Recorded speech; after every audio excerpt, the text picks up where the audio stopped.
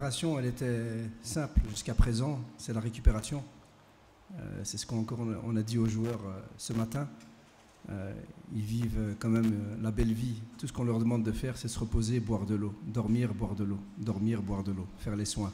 C'est quand même facile à vivre. Et même comme ça, des fois, ça les embête.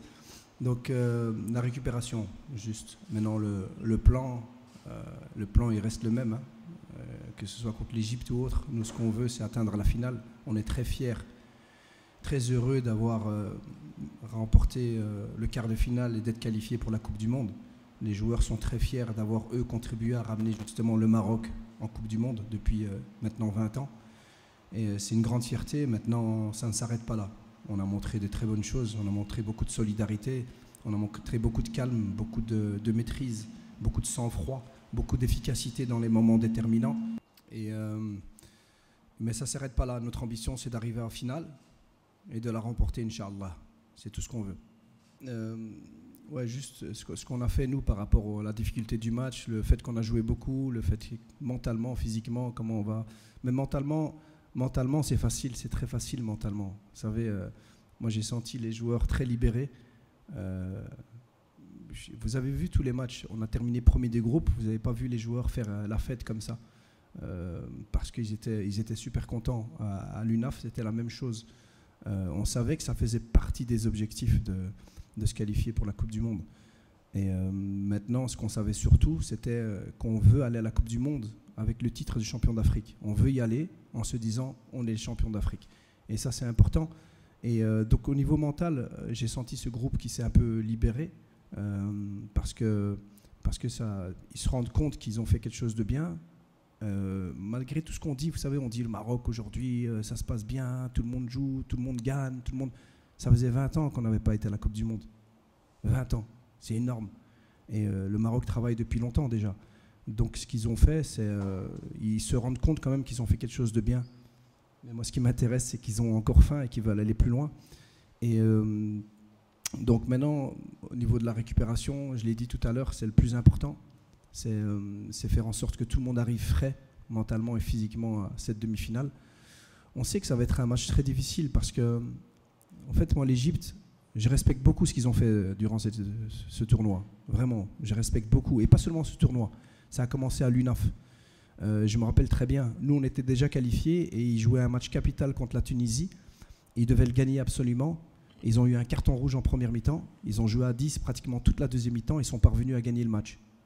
Donc c'est une équipe qui a montré qui n'a jamais cédé. C'est une équipe qui était toujours un peu dans ses derniers retranchements, mais ils n'ont pas craqué. Ils n'ont jamais cédé. On l'a vu contre la Tanzanie, on l'a vu contre la Sierra Leone, on l'a vu aussi contre le Ghana.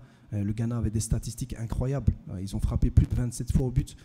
Et malgré ça, ils sont encore là. Donc c'est la preuve que c'est une équipe qui a un gros mental, qui sont solidaires et qui ne vont rien lâcher. Et tant mieux, parce qu'on l'est aussi, et on va montrer qu'on est encore plus qu'eux. Mais c'est beaucoup de respect de cette équipe-là. Donc pour nous, tous les matchs sont difficiles. On n'avait vraiment pas de préférence, mais ça va être un match compliqué. Il y a une chose qui est claire, mais comme ça, c'est vraiment une très bonne question. C'est une très bonne question parce que il faut savoir comment nous, on aborde depuis maintenant plusieurs mois, plusieurs années qu'on travaille avec ce groupe. La chose la plus importante que j'ai voulu faire, c'est d'essayer de se concentrer sur nous-mêmes.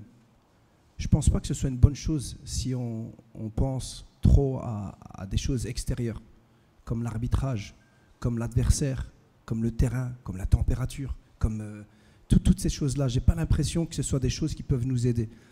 Nous, on se concentre sur ce qu'on doit faire. Des fois, les arbitres vont faire des erreurs. Des fois, ce sera pour nous. Des fois, ce sera contre nous.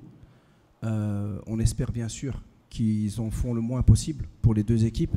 Et s'ils doivent en faire, que ce soit pas contre nous. Mais voilà, bien sûr qu'on doit... Vous savez, nous, on a fait des débriefings. J'ose espérer que l'arbitrage en fait aussi. Nous, on est sortis hier, on a fait 30 minutes de débriefing. On a vu tout ce qui n'allait pas contre la Sierra Leone et on le fait à chaque match. Pour chaque match, on essaie de corriger, de s'améliorer, d'être meilleur après. Et il y a beaucoup de choses à montrer. Et je pense que les arbitres, c'est ce qu'ils font après chaque match. Et voilà, à nous à progresser, à eux à progresser aussi dans certains points. Mais on reste focalisé sur ce qu'on doit faire. On n'a pas à penser à l'arbitrage. Pensons à ce qu'on doit faire, restons calmes. On est sûr de nous, sûr de nos forces. Et je ne pense pas que ce soit une bonne chose qu'on s'attarde trop sur ça. Aïd Boudlel s'est entraîné hier.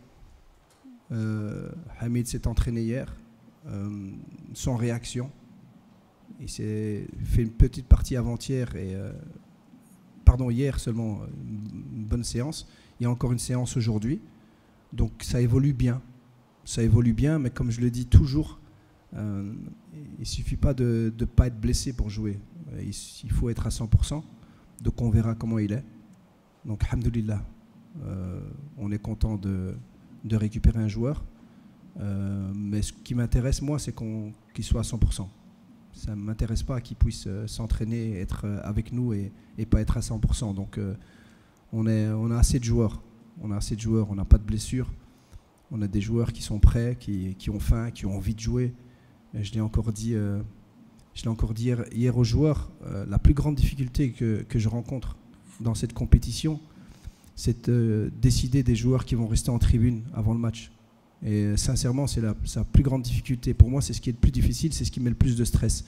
Parce que le joueur qui est en tribune, c'est un joueur qui est capable d'être titulaire. Je pourrais le mettre titulaire sans problème, vraiment.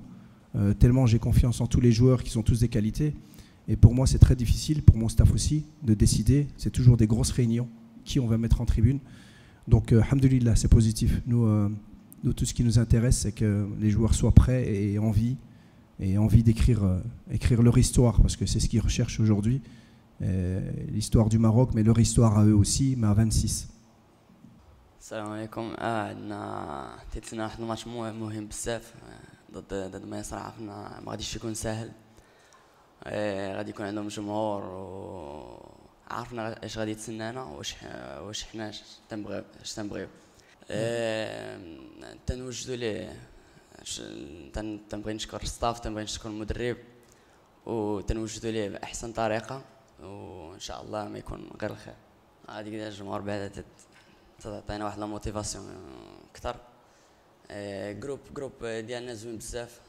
درك عرفنا حيدنا بعدا التقاليد ديال المونديال، درك تلعبوا بلا واحد بريسيون بزاف، و في التير غادي نوريو هذاك الشيء تنعرفو نديرو ما يكون غير الخير. بعد تأهلهما لنهائيات كأس العالم تحت 20 عاما في تشيلي الخريف المقبل، يتطلع منتخبا مصر والمغرب للمضي قدما في بطولة كأس الأمم الإفريقية للشباب والتأهل للمباراة النهائية للمسابقة، ويلتقيان المنتخبان في مواجهة عربية خالصة على ملعب 30 يونيو بالعاصمة المصرية القاهرة يوم الخميس ضمن منافسات الدور قبل النهائي للمسابقة القارية التي تستضيفها مصر أملا في مواصلة مسيرتهما نحو التتويج باللقب المرموق.